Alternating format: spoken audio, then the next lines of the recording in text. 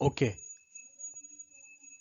Okay, we will continue with our this thing uh, discussion. I think in the previous videos, part one, part two of curved beam, I have clearly narrated what is that geometrical axis, what is the neutral axis, and how the stress distribution and how the stresses are in curved beam are to be calculated. So it was only theory part. Hope it is clear. So in subsequent, in this particular, I am going to narrate you how to refer the data book, what all equations and all, only that much. Okay. And in the next part two, that is numerical part two, I am going to explain one couple of examples. We'll see whether one example or two example, and later we will debate upon. Okay.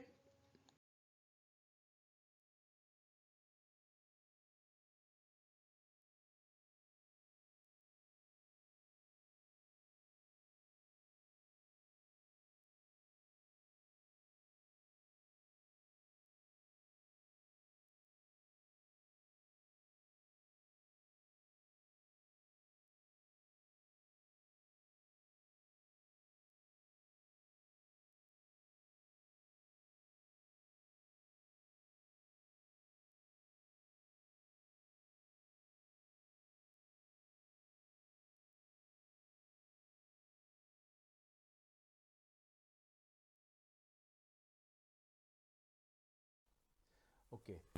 In this particular session, what I'm going to tell you is design data book, how to use a design data book for curved beam section. So far, whatever discussion we have, we will start with some of the problems. In this particular session, I will tell you about only the equations available in the design data book, how to use it, and what all to refer.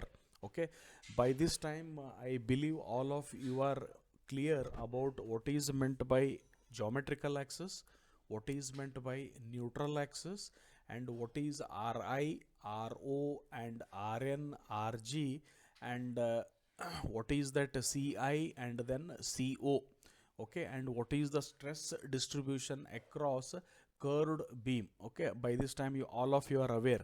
So further, in order to find out the stresses, I mentioned in my previous part 2 of a curved beam video lecture, uh, what are the equations. There are two equations basically to find out the stresses in curved beam. One is sigma bi. B means bending, it is a normal stress only, bending at inner fiber, that is mci divided by aeri, and I repeat, mci divided by aeri.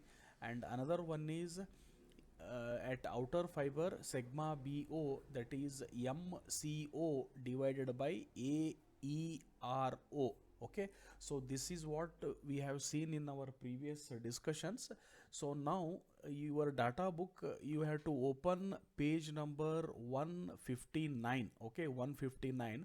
So in that this thing, it is chapter number 10 of design data book, same Balvir Reddy and Mahadevan, curved beam section. So before that, what they have given, some of the what you say, the notations, whatever they are used in the equation, that they have given. One by one I will go. The first one is a capital A. This already I have told, it is area of section or cross section of area of that particular beam, whether the cross section of the beam is circular, rectangular, trapezoidal, or some elliptical, so and so forth. So that is the A. And again, notation I told, it is bit confusing, like, so the next one is C1 C2, next one is C1 C2, and this C1 C2, it is not given actually in this particular curved beam section directly. What you have to do, you have to refer the table 1.3 of page number 12, which I am going to show you after this particular section, how to refer, because that C1 C2 refers to centroidal axis with respect to inner fiber and with respect to outer fiber of that particular cross section. Okay, it is a centroidal or geometrical axis, both are one and the same. The next one, CICO, So this I told it is a distance from neutral axis to inner radius and outer radius respectively in terms of millimeter. What is that? Ci is distance from inner fiber to neutral axis, and CO is distance from outer fiber to neutral axis. So after this particular part, this thing session, the only task what you have to do, you have to show minimum 4 to 5 different varieties of a cross section and show all this. What is A, C1, C2, how are you going to find out? I'll tell that. Okay, so that is going to be exercise or tutorial for this session which you have to do and upload it on the Google Classroom. That is going to be your very first assignment. Okay, it is a mandatory. Done. So next one is E. So this E also I told it is eccentricity E, that is distance from centroidal axis to neutral axis in terms of millimeter, and F, that is capital F, it is load in terms of Newton. So within bracket it is MK system, that is kg force. So please don't refer, you refer only Newton. And next one is M, capital M, it is applied moment or bending moment, it is Newton millimeter or Newton meter. So as you are doing all SI system, you keep adhere to Newton millimeter only.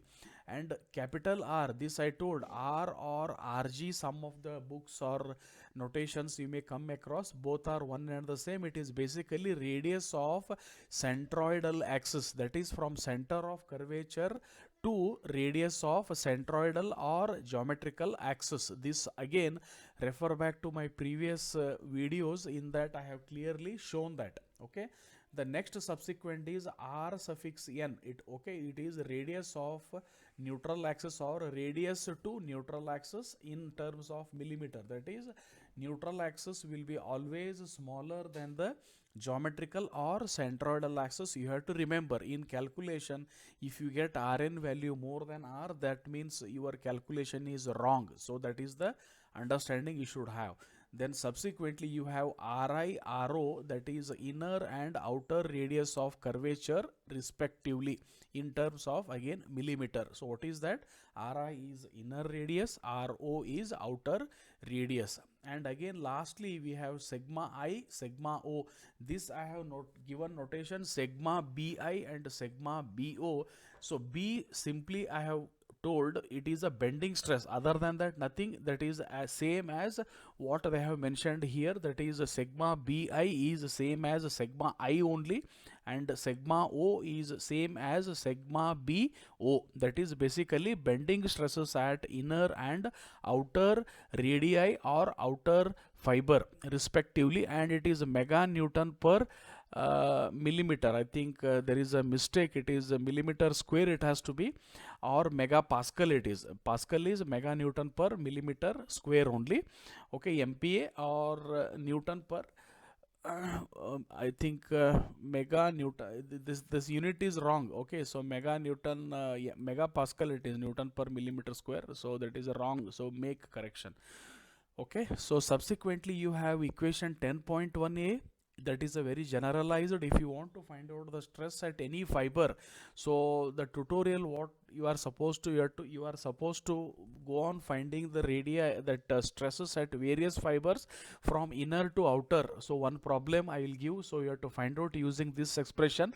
So I told the stress distribution is curvilinear, so you will analyze, you will understand better when you go on plotting, okay, the stresses at various fibers across the cross section. So that is the one. So generally this we are not referring, we are referring only 10.1b, 10.1c, remember that. Okay, so 10.1b it is a sigma I at inner fiber, so MCI divided by AERI, it is a positive, note down. So why it is positive, I have told it is a tensile stress, and sigma O it is negative. Why it is negative, that also I have told, it is a compressive. For more details of this you can refer figure 10.1 which I am going to show. Okay, and again he has given in 10.1d, everything is given in data book. I think this also I told how to find out CO, C1 and all in quick nutshell I have told. So CO you can find out from what is that, distance from that is C1, C2. C1, C2 are basically distance from inner and outer fiber with respect to geometrical axis or centroidal axis. So C2 plus E is Young's moduli. Sorry, not Young's moduli, it is eccentricity. Okay, CO we can find out C2 plus E. That means C2 is what? It is distance from geometrical axis to the outer fiber, and if you add eccentricity to that, you will get what is meant by CO. Basically, CO is distance from outer fiber with neutral axis, and Ci is what? Distance from neutral axis to inner fiber. Okay, that can be found out. C1 minus E is eccentricity, C1 is distance from geometrical axis to the inner fiber. Okay, so these things you can able to do, and when you draw the sketch and analyze them, you can understand better. So that is what exercise you have to do after this particular session. Okay, and of course you have one more, that is a chain link, for which you are supposed to use this, but we have truncated that from your syllabus, because as I mentioned, it is just 52 hours. A lot of things were added, we could not able to this one add. So if anybody has got thirsty, you can use them, but as of now, for this particular topic, you have equation 10.1a to d only. Okay, so next I'll just rotate this, so that whatever that 10.2 this thing was there, no, so that equation, so this is that equation. So prior to that, I will show analysis of stresses in curved beam. So just to see, it is a moment, actually M moment applied such that the beam will be opened up. Okay, so here I tried my level best actually to show in my previous video number 1, part 1 and part 2. So the mid one across this section is the centroidal axis, that is what it is here, and I think it is clear, so I'll just show. So this is the centroidal axis, and then the next one below that is neutral axis, that is pushed towards the center of curvature. Center of curvature is O1. With respect to that, the inner fiber is Ri, and with respect to that, the neutral axis is Rn. Of course, it is R suffix capital N or small n, both are one and the same. And with respect to O1, it is R actually. R is centroidal axis or geometrical axis, both are one and the same. And with respect to same O1, you have RO, that is outside fiber, and outside fiber till centroidal axis it is C2, just see over here. And with respect to geometrical axis or centroidal axis, inner fiber is C1. So C1 and C2 are with respect to centroidal axis, remember that. And CICO, they are with respect to neutral axis. And the distance between geometrical axis and neutral axis, that is E. Of course, that he has not shown the arrow mark over here, but he has shown E, which I have elaborately discussed in my previous videos. And you may ask, why this F and F? Basically, this F is acted because of this applied moment only. So that I think I had told, because of such kind of what you say moment applied, outer fibers are going to be compressive, inner fibers are going to be tensile. So from neutral axis below, you will have the tensile sort of stresses, and from neutral axis and above, you have the compressive type of stresses. So with that context, it is being shown, don't get confused. Okay, hope it is clear. And derivation part and all he has done, for that he has used theta, d theta and all. So I told, which is not there for your syllabus. Okay, this is 10.1. so next one, 10.2, you can just see, that is ACBD. So that is earlier it used to be D to I think DC. Okay, DC.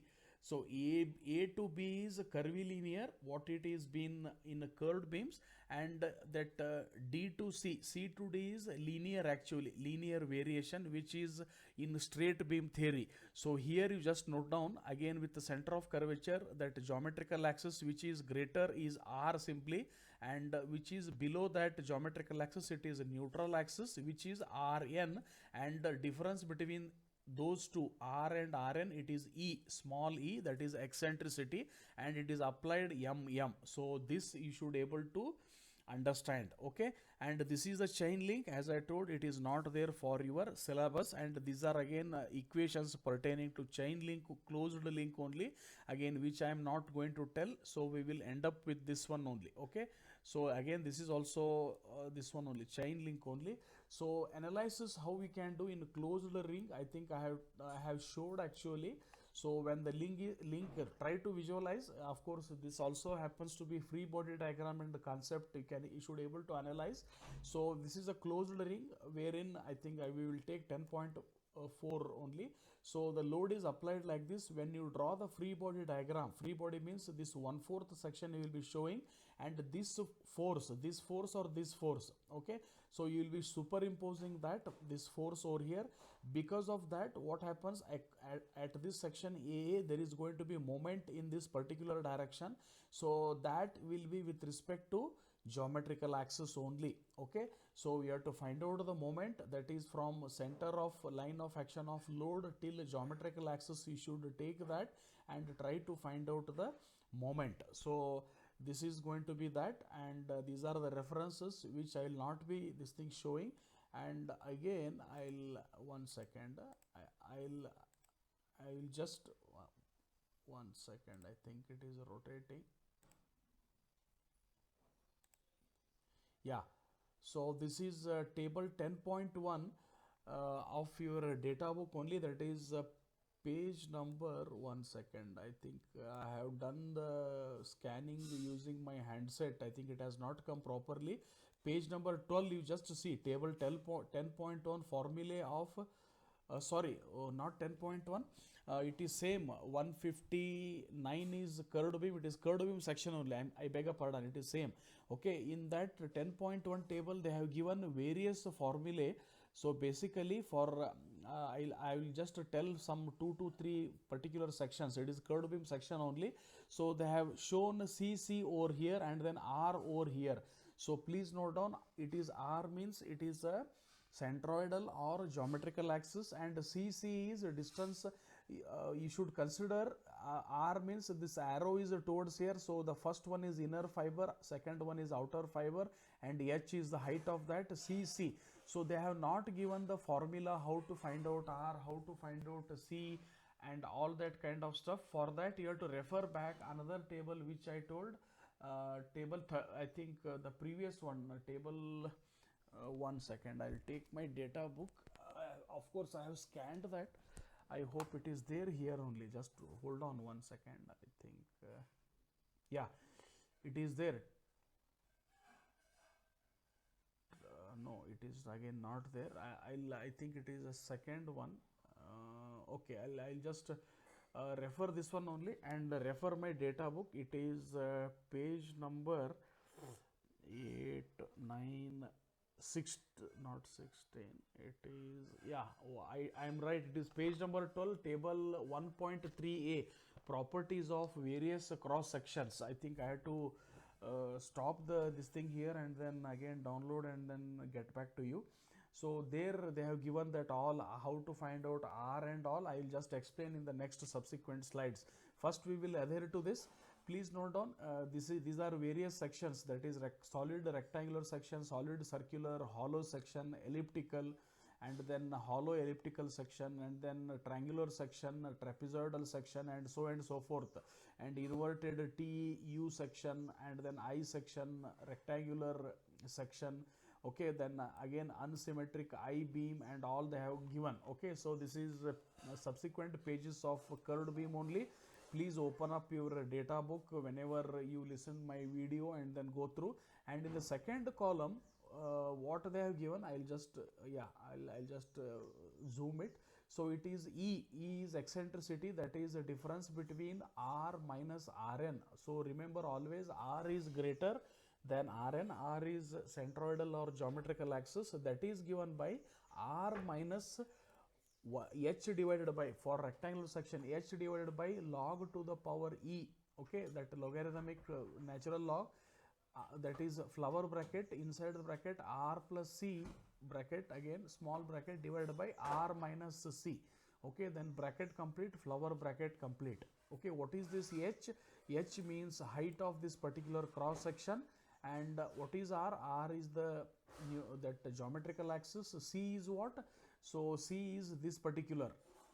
Okay, so that you have to refer. For rectangular, both C1 and C2 will be same. Okay, so that is how. If it is unsymmetric, then C1 and C2 will be different. Okay, that you have to substitute.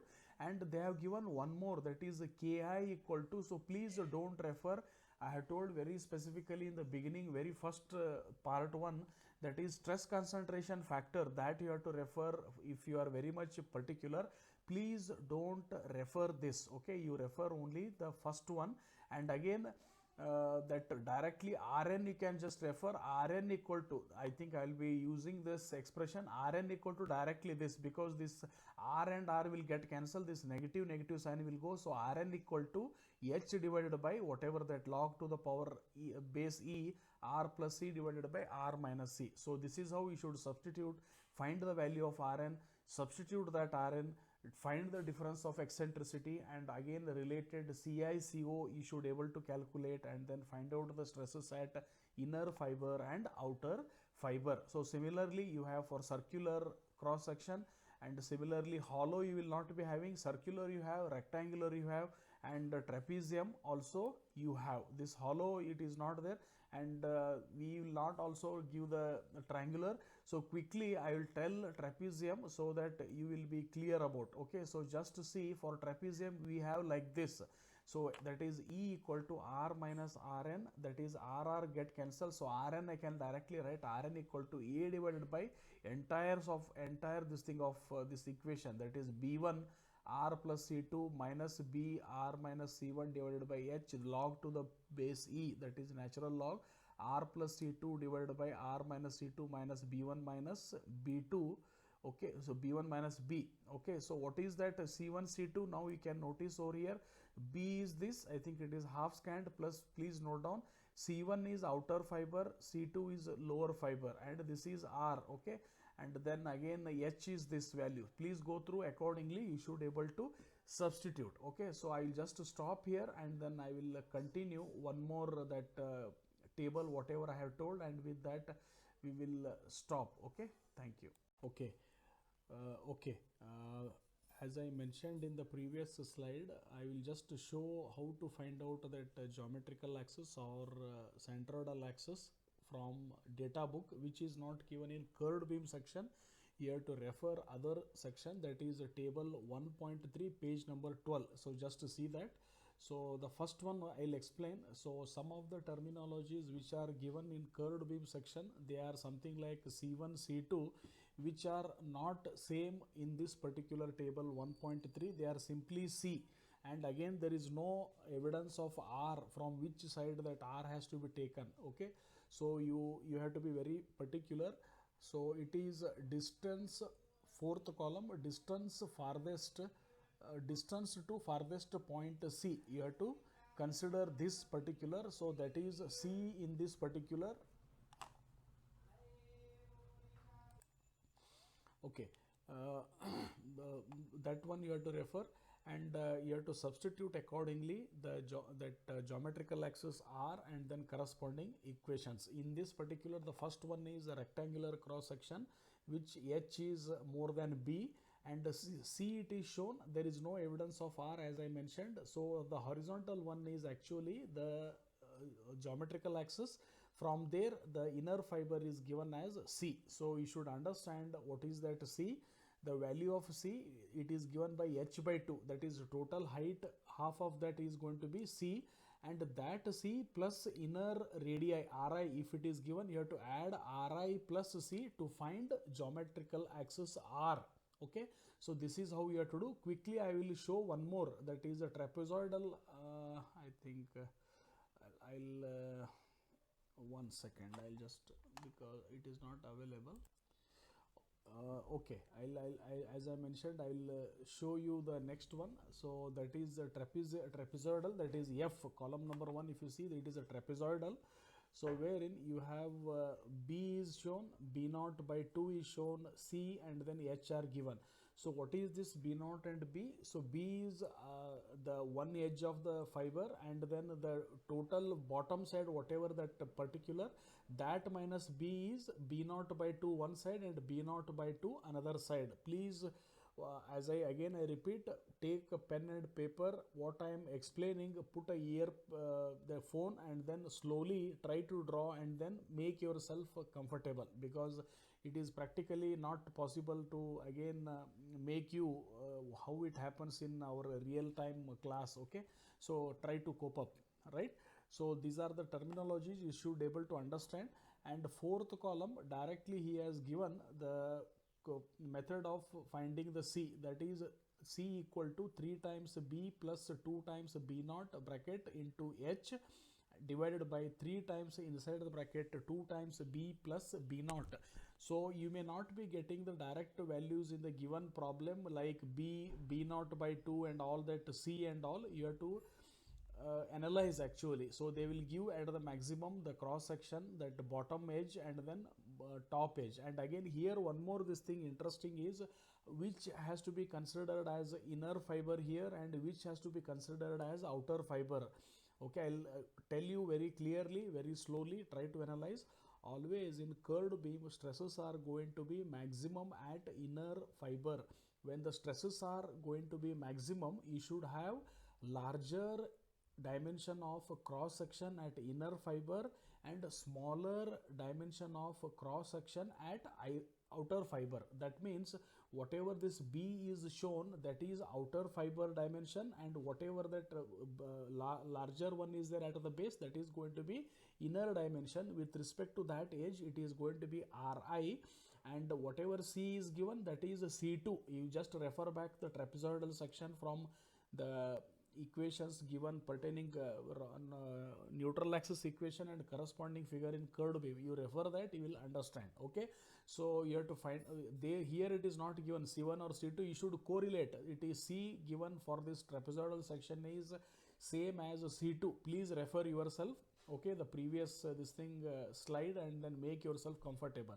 So what I will do, I will stop here, and again I will give you 4 different varieties of cross section, wherein your first tutorial exercise or assignment, compulsory assignment. So what you have to do, you have to find out what is CI, what is CO, what is C1, what is C2, what is R, Rn, eccentricity, all that kind of things you should able to found out, and then you have to upload, write it in a paper and then scan it and upload in the Google Classroom of assignment section 1. It is compulsion. So as from 2:30 to 4:30 it is. So this is the video you have to see. So formally we will discuss, and the tutorial section, whatever I have told, you have to do that. Okay, thank you.